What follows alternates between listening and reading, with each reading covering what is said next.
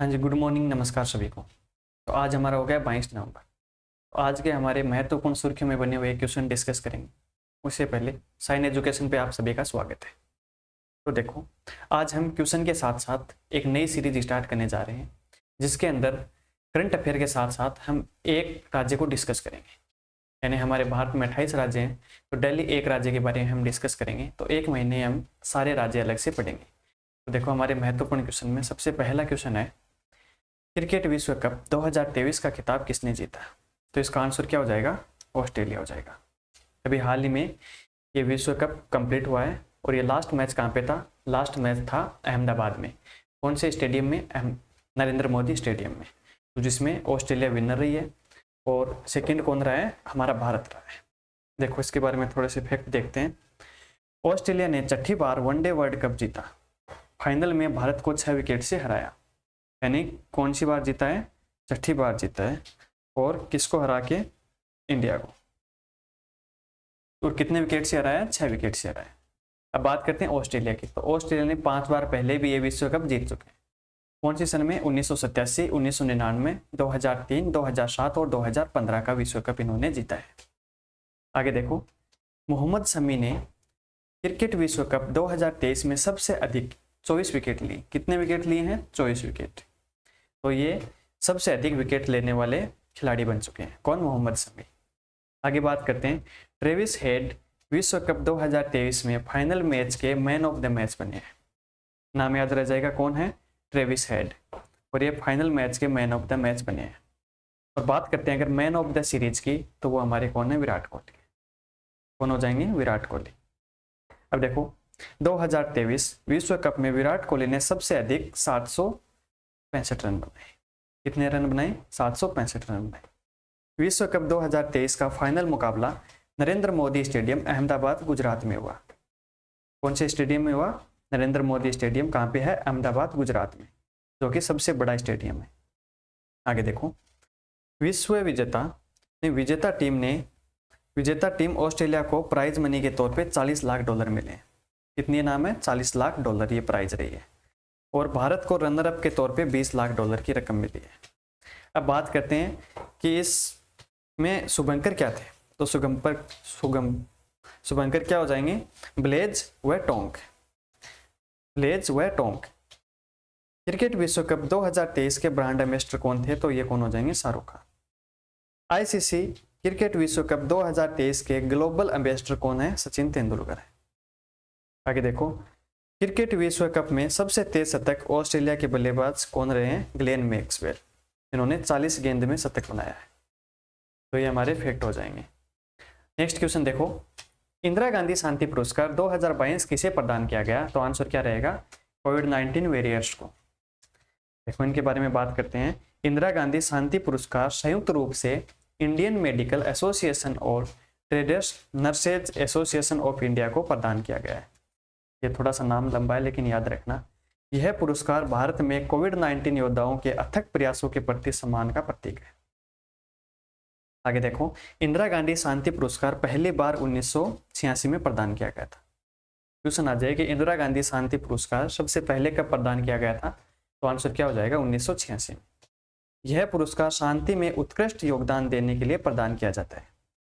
2021 में इंदिरा गांधी पुरस्कार प्रथम नामक एनजीओ को प्रदान किया गया था।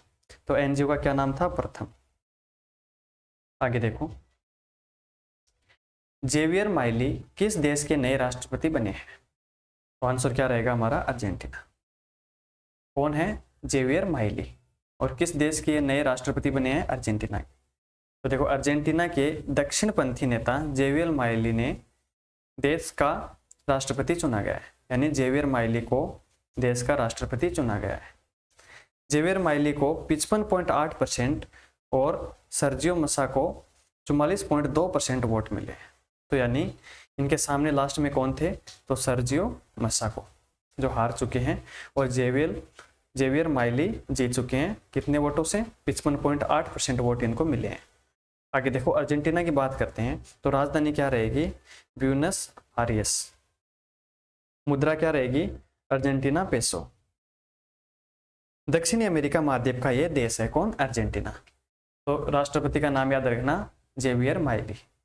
नेक्स्ट क्वेश्चन देखो, भारत सरकार के पर्यटन मंत्रालय के द्वारा अंतर्राष्ट्रीय पर्यटन मार्ट का आयोजन कहाँ किया जा रहा है?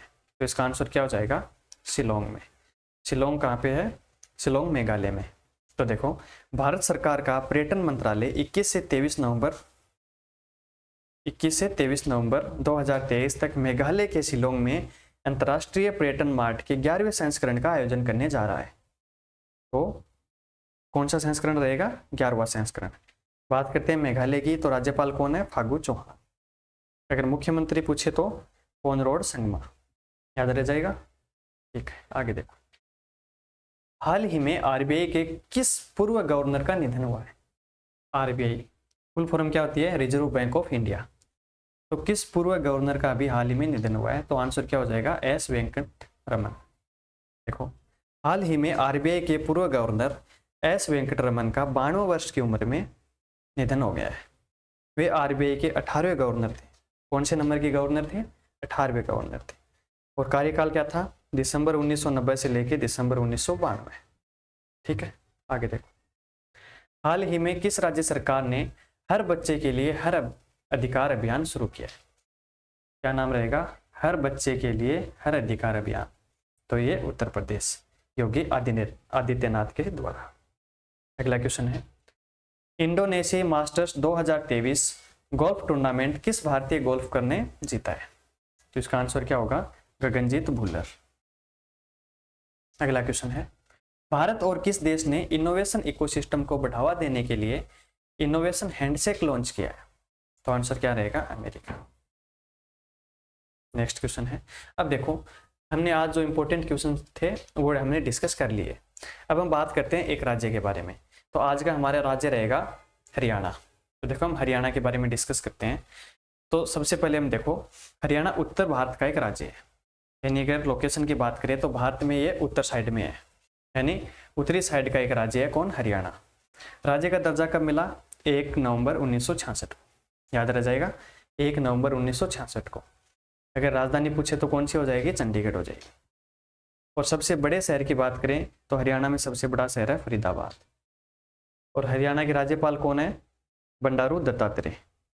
और मुख्यमंत्री है मनोहर लाल खट्टर, जो कि बीजेपी से बिलोंग करते हैं।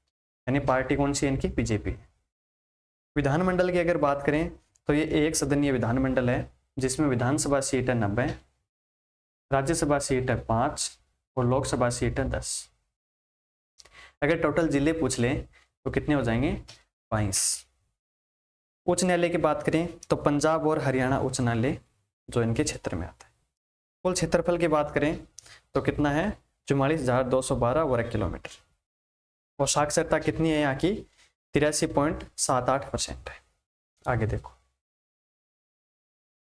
अब इनके बारे में हम थोड़े से फैक्ट देखते हैं कि हाल ही में यहाँ पे क्या क्या जो इंपॉर्टेंट क्वेश्चन बन रहे हैं उनके फैक्ट हैं। तो मेघालय में आयोजित हुई तीरंदाजी प्रतियोगिता में हरियाणा की खिलाड़ी कौन? रिद्धि ने अपना 60वां स्वर्ण पदक हासिल किया है। तो ये तीरंदाजी प्रतियोगिता कहाँ पे हुई थी? मेघालय में। और खिलाड़ी कौन है? हरियाणा की रिद्धि ने अपना 60वां स्वर्ण पदक हासिल किया है। आगे देखो, दिल्ली में आयोजित हुई वर्ल्ड बॉक्सिंग चैंपियनशिप में हरियाणा की नीतू घनघस और स्वीटी बुरा महिला खिलाड़ियों ने स्वर्ण पदक हासिल किया है। कौन सी प्रतियोगिता है ये? World boxing championship. और ये दोनों खिलाड़ी कहाँ से बिलोंग कर रही हैं? हरियाणा से। याद रह जाएगा। और ये प्रतियोगिता कहाँ पे आयोजित हुई थी? दिल्ली में। तो देखो, एक साथ आपको कितने फैक्ट याद हो रहे हैं। नेक्स्ट देखो, गुरुग्राम हरियाणा में भारत के पहले ग्रीन पॉइंट एंड शिपिंग राष्ट्रीय उत्कृष्टता केंद्र का उद्घाटन किया गया। ग्रीन पॉइंट एंड शिपिंग राष्ट्रीय उत्कृष्टता केंद्र का उद्घाटन कहाँ पे किया गया? तो आंसर क्या रहेगा? गुरुग्राम हरियाणा में। हरियाणा के झज्जर जिले की पूजा मोर ने, नाम याद रखना, पूजा मोर ने एशियाई खेल 2023 के लिए क्वालिफाई किया था। ठीक है, आगे देखो, आगे है हरियाणा के कैथल जिले में doctor APJ Abdul Kalam science park का उद्घाटन किया गया। तो डॉक्टर एपीजे अब्दुल कलाम, जो कि मिसाइल मैन के नाम से जाने जाते हैं, उनके नाम पे साइंस पार्क है, उसका उद्घाटन किया गया हरियाणा के कौन से जिले में? कैथल जिले में। आगे देखो, हरियाणा के करनाल जिले में remote pilot training organisation RPTO की स्थापना की गई है। तो हरियाणा के कौन से जिले में? करनाल जिले में। नेक्स्ट है, हरियाणा के सोनीपत जिले में खेलो इंडिया महिला तीरंदाजी रैंकिंग प्रतियोगिता का आयोजन किया गया। ठीक है, आगे देखो। अब हम बात करते हैं हरियाणा के राष्ट्रीय उद्यान और वन्यजीव अभ्यारण्य के बारे में। तो 2 राष्ट्रीय उद्यान है हरियाणा के अंदर। पहला कौन सा है? सुल्तानपुर राष्ट्रीय उद्यान, जो कि गुरुग्राम जिले के सुल्तानपुर में, नाम याद रह जाएगा कौन सा है? सुल्तानपुर राष्ट्रीय उद्यान। दूसरा है कालेसर राष्ट्रीय उद्यान, जो कि हरियाणा के पूर्वी भाग यमुनानगर में है। तो दोनों इंपॉर्टेंट है। क्वेश्चन आ जाए कि हरियाणा में कितने राष्ट्रीय उद्यान है, तो 2 आंसर हो जाएगा। पहला कौन सा रहेगा? सुल्तानपुर, दूसरा कालेसर। अगर बात करते हैं हरियाणा के वन्यजीव अभ्यारण्यों की, तो 8 इंपॉर्टेंट है। कौन कौन से? अबूब शहर वन्यजीव अभ्यारण्य, जो कि सिरसा डबवाली में है, नाम याद रखना। आगे देखो, भिंडावास वन्यजीव अभ्यारण्य, जो कि झज्जर में है। जगह का नाम क्या है? झज्जर है। और वन्यजीव अभ्यारण्य कौन सा है? भिंडावास। नेक्स्ट है खपरावास वन्यजीव अभ्यारण्य, जो कि झज्जर में है। नाहर वन्यजीव अभ्यारण्य रेवाड़ी के अंदर स्थित है। छिलछिला वन्यजीव अभ्यारण्य कहाँ पे है? कुरुक्षेत्र, कुरुक्षेत्र हरियाणा के अंदर। होल ही रेतान वन्यजीव अभ्यारण्य, जो पंचकुला में स्थित है। वीर शिकारगाह वन्यजीव अभ्यारण्य पंचकुला के पास में पिंजौर के अंदर स्थित है। और जो लास्ट है वो है कालेसर वन्यजीव अभ्यारण्य, जो यमुनानगर के पास में। ठीक है, तो ये हमारे हो गए राष्ट्रीय उद्यान और वन्यजीव अभ्यारण्य। अब आगे बात करते हैं प्रमुख नृत्य। तो हरियाणा के अंदर प्रमुख नृत्य कौन कौन से हैं? पहला नृत्य है धमाल नृत्य, दूसरा मंजीरा नृत्य, तीसरा लूर नृत्य, आगे घोड़ा बाजार नृत्य, घोड़िया नृत्य, तीज, फाग, छड़ी, डमरू नृत्य, चट्ठी नृत्य, घूमर, डफ नृत्य, रास, रतवई, खेड़ा और शान। ये यहाँ के प्रमुख नृत्य हैं। तो याद रह जाएंगे इतने नाम। आगे देखो, आगे हम बात करते हैं इंपॉर्टेंट बांध कि हरियाणा के अंदर कौन कौन से बांध है। बांध समझ रहे हो? नदियों का पानी रोक के एक बड़ा सा तालाब होता है जिसमें बहुत सारा पानी होता है, बांध कहलाता है। तो देखो इंपॉर्टेंट बांध कौन कौन से हैं। कौशल्या बांध कौन सी नदी पे बनाया गया है? कौशल्या नदी पे। और कौन सी जगह पे? तो पिंजौर जिले के अंदर। ठीक है, आगे है ओट्टू बैराज, जो घग्गर हकरा नदी सिरसा के अंदर है। ताजेवाला बैराज यमुना नदी के ऊपर बनाया गया है, यमुनानगर में। अथनी कुंड यमुना नदी पे, यमुनानगर में। अनंगपुर बांध फरीदाबाद के अंदर स्थित है। ठीक है, ये यहाँ के हो गए इंपॉर्टेंट बांध। अब आगे हम बात करते हैं प्रमुख झीलें। तो बताओ पहली झील कौन सी रहेगी? दमदमा झील। कहाँ पे? स्थान क्या रहेगा? गुरुग्राम। सबसे बड़ी प्राकृतिक झीलों में से ये एक है। ठीक है, आगे है सुल्तानपुर, ये भी गुरुग्राम में स्थित है। 3 नंबर पे है कोटला, फरीदाबाद के अंदर है, ये है प्राकृतिक झील। आगे है बड़खल, करनाल के अंदर, ये है मानव निर्मित झील। और करनाल चंडीगढ़ में, ये भी मानव निर्मित झील है। तो ये यहाँ की प्रमुख झीलें हो गई। अब हम बात करते हैं प्रमुख नदियाँ। तो देखो नदियाँ कौन कौन सी है? यमुना, घग्गर, मारकंडा, कांगरी, साहिबी, दोहान और कृष्णावती। ये यहाँ की क्या हो गई? प्रमुख नदियाँ हो गई। तो देखो हमने आज इंपॉर्टेंट क्वेश्चन के साथ साथ एक राज्य को हमने आज डिस्कस किया है। राज्य का क्या नाम था? हरियाणा। हरियाणा के अंदर जितने भी फैक्ट बन रहे थे इंपॉर्टेंट, वो हमने सारे डिस्कस कर लिए। तो इसी सीरीज में हम रोज करंट अफेयर के महत्वपूर्ण क्वेश्चन के साथ साथ और हम एक राज्य को डिस्कस करेंगे।